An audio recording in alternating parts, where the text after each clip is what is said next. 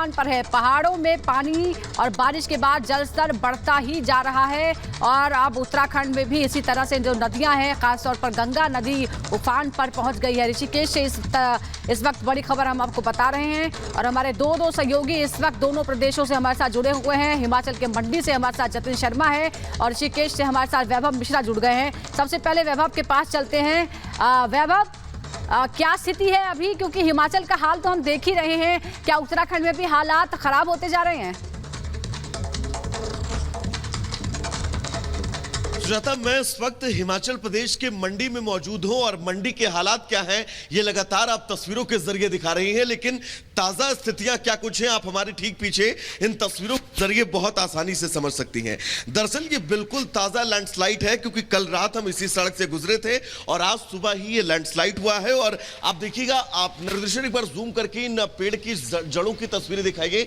ये जड़ें पूरी तरह से खाली हो चुकी हैं, यानी कि ये पहाड़ का जो हिस्सा है वो भी किसी भी वक्त बीच सड़क पर आकर गिर सकता है और ये सड़क एक बार पूरी तरह से बाधित हो सकती है। सिर्फ यही लोकेशन नहीं, थोड़ा सा अगर आगे बढ़े तो ये पूरे पहाड़ का जो बेस है वो आपको खाली नजर आएगा, यानी कि हल्की सी अगर बारिश और होती है तो ये पहाड़ी हिस्सा पूरी तरह से लैंडस्लाइड होगा और लैंडस्लाइड होकर ये सड़क जो है वो पूरी तरह से ब्लॉक हो जाएगी।